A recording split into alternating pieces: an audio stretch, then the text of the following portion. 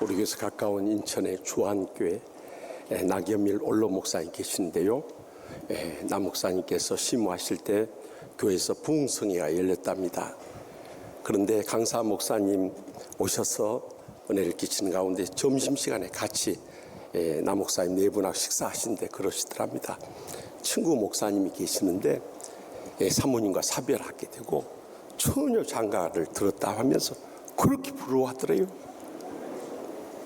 그러자 그 말씀을 들은 남 목사님 사모님이 남 목사님의 옆구리를 찔러대면서 당신도 나 죽으면 세장가 들라고 하고 묻더랍니다. 그때 점잖으신 충청도 양반이신 남 목사님이 그랬다는 거예요. 어떻게 나에게 그런 복이 있겠어? 오늘 본문 말씀 가운데 이런 복을 누린 한 여인이 나옵니다. 우리가 계속해서 룻기 시리즈 말씀을 나누고 있습니다만은 이 룻은 사랑하는 시아버지 엘리멜렉을 잃고 남편 말론 또 시동생 길론까지 다 잃고 이제 홀로 외롭게 버려진 시어머니 나오미를 버리지 않고 그가 요단강 건너 유대 땅 베들레헴에 돌아오면서부터 그에게 재혼의 행복이 펼쳐지는 것을 오늘 본문 말씀 가운데 보면서요, 우리 가운데 아직 결혼 안 하신 분들이나 또 우리 자녀 손들의 결혼을 앞두고 어떤 선택을 해야 할 것인가, 이 시간도 들려주시는 하나님의 음성을 다 함께 들을 수 있길 바랍니다. 먼저 본문 1절 말씀 다 같이 읽겠습니다. 나오미의 남편 엘리멜렉의 친족으로 유력한 자가 있으니 그의 이름은 보아스더라. 아멘. 룻은 시어머니 나오미를 모시고 베들레헴에 돌아와서 이제는 먹고 살아야 할 거 아니요. 그나 논밭도 없기 때문에 남의 밭에 가서 이삭 죽기를 한 것입니다. 그런데 왜 하필이면 그 이삭을 주우러 간 밭이 시아버지 엘리멜렉의 친척이 되는 보아스의 밭이었던 것입니다. 그것도 이 보아스에 대해서 여기 유력한 자라고 말씀하고 있어요.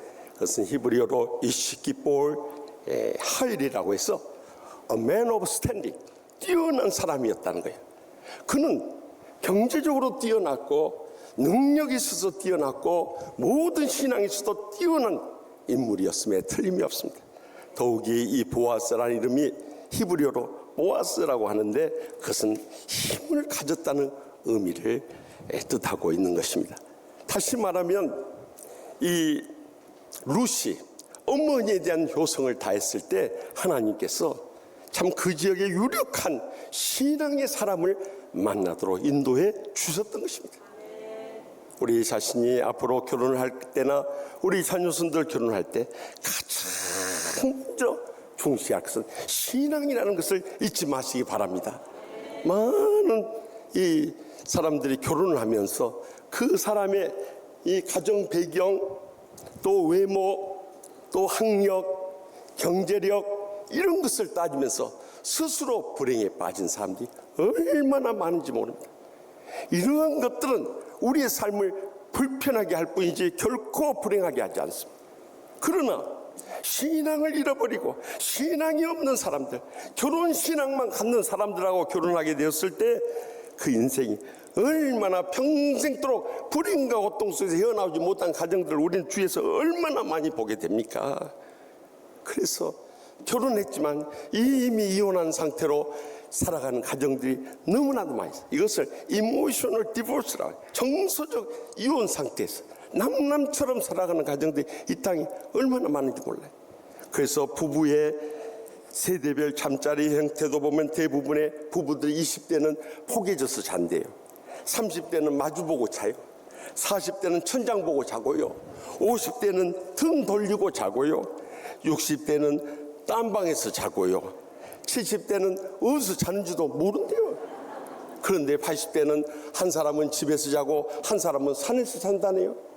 그러다가 90대는 다 하늘에서 잔다고 그러잖아요. 여러분, 이 땅에 사는 동안에도 행복하지 못해요. 그래서 동거 형태도 보면은 10대는 서로가 멋모르고 산대요. 요즘에 고딩 엄마라는 프로그램이 생겼어요. 이제 10대들도 결혼한 세대가 됐어요. 멋모르고 사는 거예요. 20대는 서로 신나서 살고요. 30대는 이제는 서로에 대해서 마음이 떠나게 되니까 한눈 팔며 살고요. 40대는 서로 마지못해 살고요. 50대는 서로가 아쉬우니까 필요해서 살고요. 60대는 지금까지 참고 살아준 거 가엾어서 살고요. 70대는 의지할 데가 없으니까 의지하며 살고요. 80대는 지금까지 살아있는 것만 해도 고마워서 산다고 하나요? 그러니 그런 삶에 얼마나 천국의 축복과 행복의 감격을 누리며 살겠느냐는 거예요. 그러나 우리가 신앙의 사람을 만나서 함께 살아가면 인생 살아가면서 어떤 혼란과 고통이 닥쳐도 믿음으로 이겨낼 수 있는 것입니다. 인생 살다 보면 뜻하지 않은 불행과 고통이 얼마나 많이 찾아오는지 몰라요. 계속해서 본문 2절 말씀 다 같이 읽겠습니다. 모압 여인 룻이 나오미에게 이르되 원하건대 내가 밭으로 가서 내가 누구에게 은혜를 입으면 그를 따라서 이삭을 주겠나이다 하니 나오미가 그에게 이르되 내 따라 갈지어다 하매 아멘. 룻은 아침 일찍 나가서 남의 밭에서 이삭 죽기를 하는데요, 레위기 19장 9절 10절에 보면 유대 백성들은 이 불쌍한 사람들을 구제하기 위해서 일부러 이 이삭을 벨 때 그래도 몇 그루라도 남겨놓고 뱄던 거예요. 그러면 이삭 줍는 사람들이 와서 그곳에 남아있는 이삭들을 베어가지고 이제 끼니를 때우며 살 수 있는 이런 사랑을 베풀었던 것이죠. 그런데 신앙이 없는 각박한 사람들 같으면은 이삭 한 그루도 남기지 않고 다 베가버리는 거예요.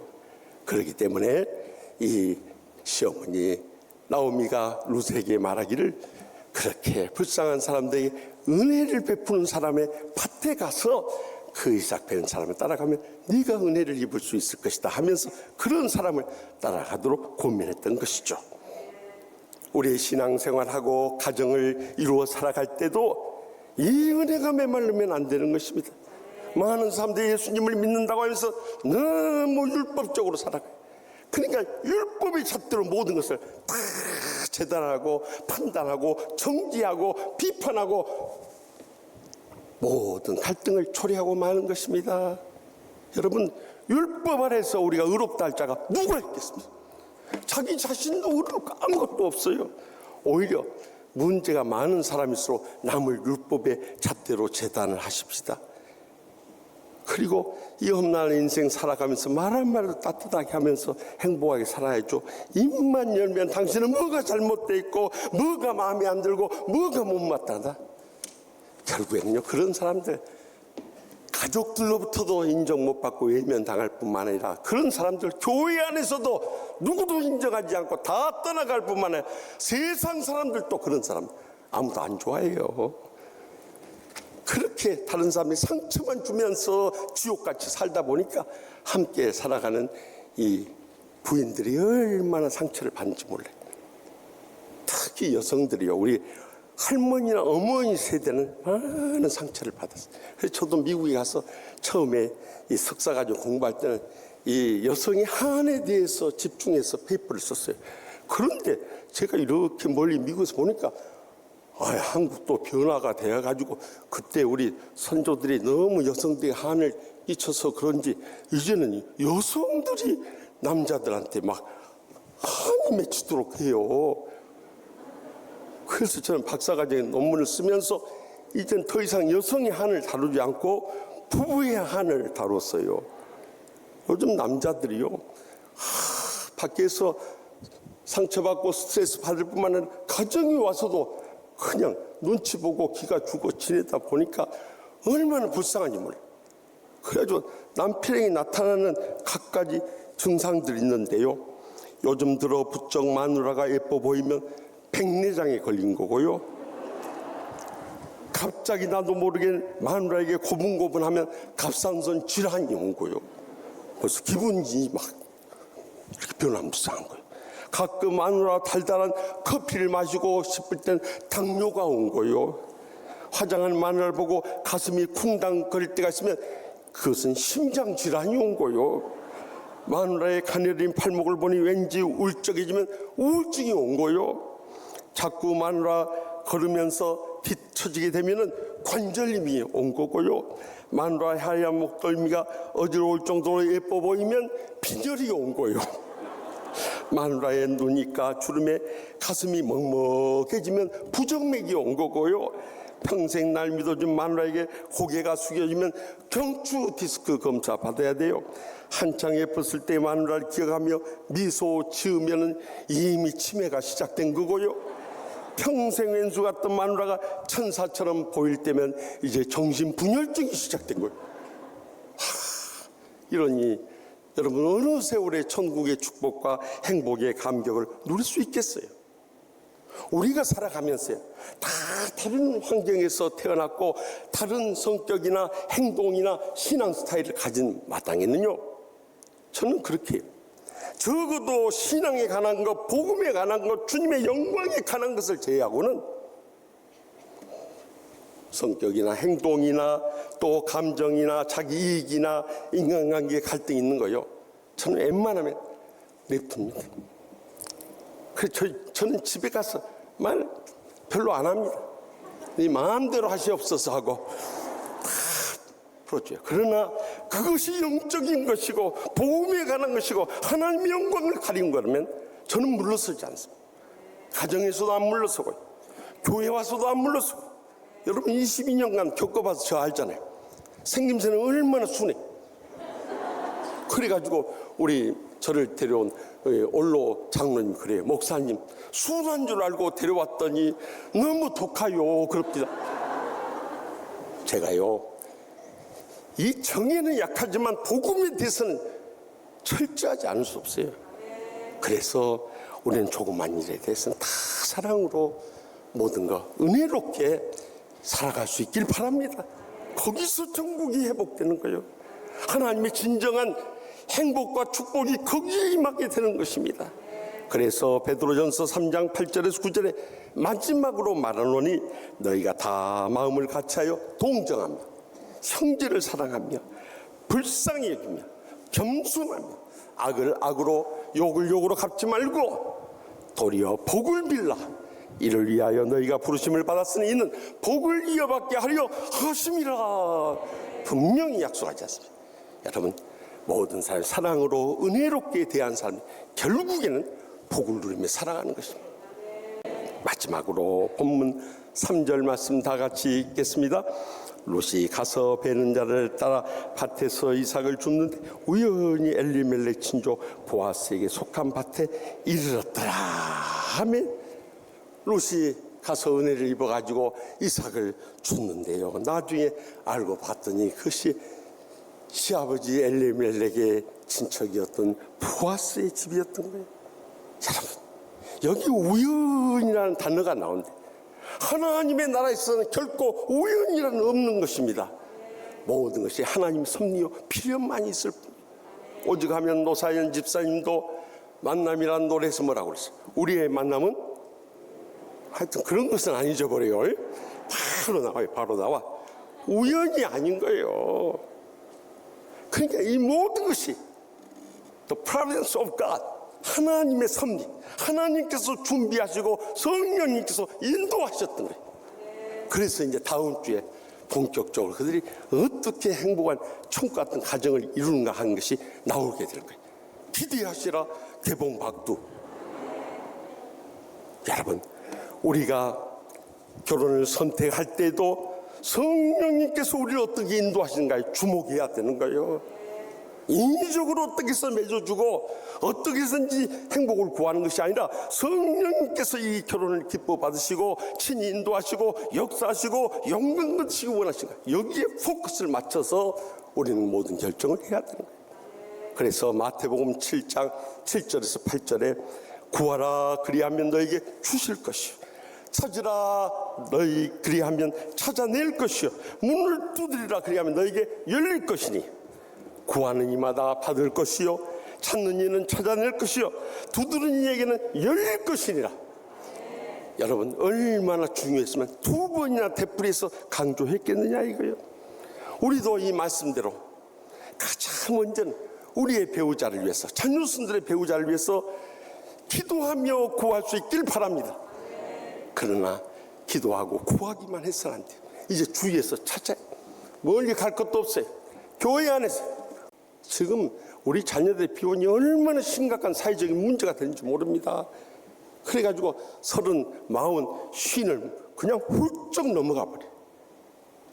성경은 우리가 독취하는 것이 좋아 보이지 않는다고 말씀합니다.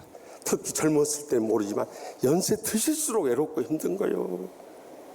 부활주일 전에 한 권의 책을 선물 받았어요. 그 책은 김장한 원로 목사님 사모님 되시는 투르드 김 사모님의 이 60여 년의 결혼 생활을 돌이켜보면서 회고록을 쓰셨는데요. 그 책 이름은 왜 한국에 시집 왔는가 하는 내용을 담고 있는 책이었어요. 그래서 이 책을 한국에 왜 시집 왔나, 이 책을 제가 지난 주간에 이제 우리 청년주의를 앞두고 결혼 앞둔 자녀들에게 유익할 것 같아서 제가 읽으면서 너무 많은 은혜를 받았습니다. 원래 투르드 김 사모님은 밥 존스 고등학교를 다니고 있었어요. 그래서 미션 스쿨이에요. 크리스찬들 이렇게 오는 학교인데 그 사립학교를 다녔는데 이 여고 1학년 때 그 학교의 설립자 되시는 밥 존스 총장님의 손자가 가까이 다가와서 교제를 시작했답니다. 그러니까 얼마나 좋은 신앙의 명문 가문에 그 손자와 교제하게 되니까 얼마나 행복했겠어요. 그런데 그가 방학 때 미시간 고향에 갔다 온 사이에 딴 여자가 생겨버린 거예요. 그래 그들로부터 연락이 안 오는 거예요. 그래 너무 상처를 받고 그렇게 낙심되어 있었는데 2달 뒤에 하나님께서 예비하신 이 김장한이라고 하는 키가 조그만 이 한국 학생이 얼굴도 시커매가지고 연락이 와서 음악회를 같이 가자고 편지가 왔더랍니다. 그래서 거절할 수가 없어서 가기로 했대요. 근데 김장한 학생은 그곳에 와가지고 유학을 왔는데 원래는 이 전쟁 이후로 하우스보이로 미군들 막사에서 일하다 칼 파워즈라고 하는 상사의 눈에 띄어가지고 그가 유학을 보내줬던 거예요.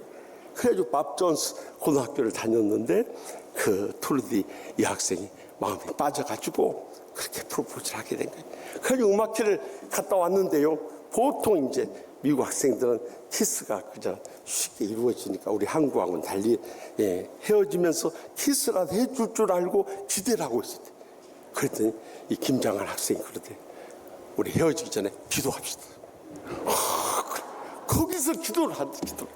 그러면서 하나님 아버지께서 우리의 교제에 축복을 내려주시고 우리의 앞길 인도해 주시고 우리의 장래를 통해서 영광권도 주시옵소서. 그렇게 그때 가슴 뭉클한 감동이 있어요. 야, 이 학생이 보통 신앙의 사람이 아니구나 하는 느끼고 교제를 계속했대. 고등학교를 졸업할 때 서로에게 깊은 사랑을 느껴서 졸업 반지를 서로 나누었대.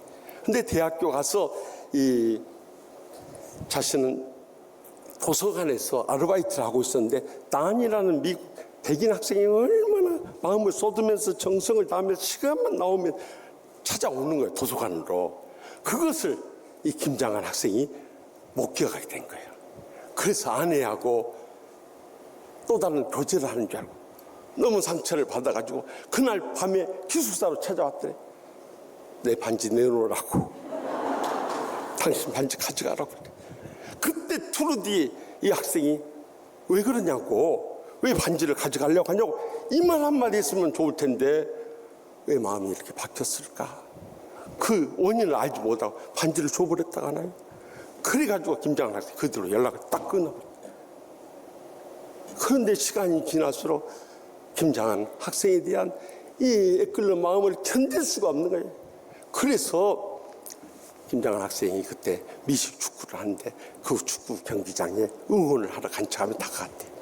근데 딱 관중석에 있는 투르디 여학생을 보더니 그렇게 기뻐하대. 근데 그 게임에서 김장한 학생의 팀이 이기게 된 거예요.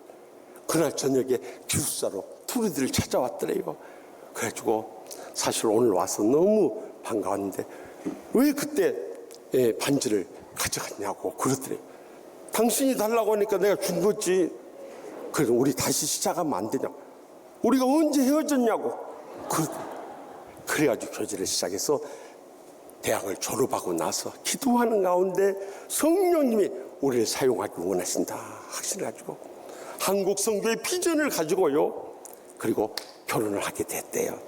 그런데 미국에서 석사 공부하고 박사까지 공부하고 한국으로 돌아오려고 했는데 한국에 두고 온 어머니가 이제 연세가 점점 들어가는데 언제 세상 떠날지 모르니까 한시라도 빨리 가야 한다고 그래가지고 배를 타고 20일 가까이 태평양을 건너서 1959년 이 한국 땅에 온 거예요. 전쟁 이후로 폐허가 되어 있는 이 땅에 와서 너무너무 실망스러운 거예요. 이게. 이 선교지 오지와 같은 곳이 산은 황폐해 있죠. 건물들은 폐허가 돼 있죠. 그리고 저기 수원 시골까지 가서 보니까 그것도 14명이 초가집에서 같이 붙어 사는데 원 식구들도 그렇게 많은지 온 집안 식구들 다 거기서 붙어 사는 거예요.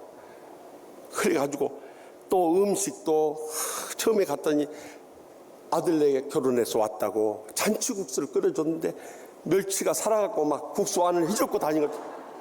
도저히 먹을 수가 없다. 고추장 맵죠. 또 김치 시죠. 뭐 음식을 입에 댈 수가 없다. 더욱이 미국에서 차 타고 다니는데 여기서는 다 걸어서 다니죠.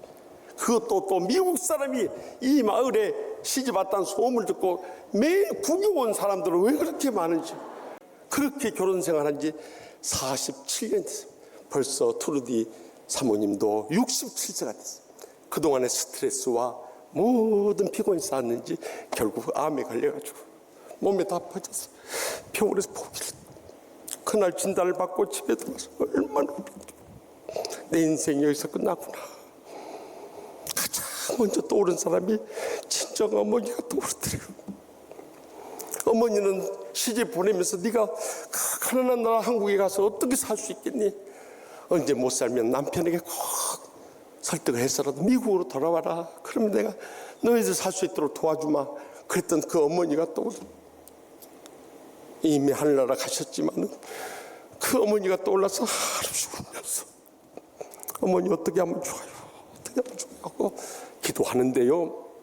그때 주님께서 새로운 비전을 보여주시되 너는 아직도 감당해야 할 사명이 있고 그 사명이 있는 한 너를 불러가지 않겠다는 성령님의 위로의 음성을 들으면서 다시 일어섰다. 1년 동안 수술하고 항암 치료를 하면서 기적적으로 살아났어요. 그리고 목사님의 목회와 선교 사역을 돕는 가운데 자신도 수원중앙기독유치원, 수원중앙기독초등학교를 섬기면서 이 교육 선교 사명을 감당해 오는 가운데 그의 모든 수고가 헛되지 않아서 지난 2000년대 정말 그 가정에 놀라운 영광스러운 일이 생겨났는데요. 김장한 목사님이 1억 5천 명에 이르는 세계에서 가장 큰 교단인 세계 침례교 연맹의 총회장이 되셨어요. 호주 시드니에서 총회가 열렸는데 10,000명이 이르는 총대들이 모인 자리에 그 자리에 섰을 때 눈물이 하였습니다. 지나간 세월 피눈물을 흘리면서 고생해 왔던 것이 헛되지 않았던 것을 감격하며 다시 한번 눈물을 흘리지 않을 수 없었다. 사랑하는 성도 여러분, 우리가 지난날 그렇게 살아오지 못했다 할지라도 이제부터라도 그 믿음을 배워서 살아가고 적어도 우리 자녀손들만은 신앙의 사람을 만나고요, 은혜로운 사람을 찾고요, 성령님의 인도하심을 받으며 나가게 될 때 그들도 우리의 뒤를 이어서 천국의 축복과 행복의 감격 속에 하나님 아버지께 영광을 복된 가정들 모두 이루게 될 줄 확실히 믿습니다. 기도하십시다.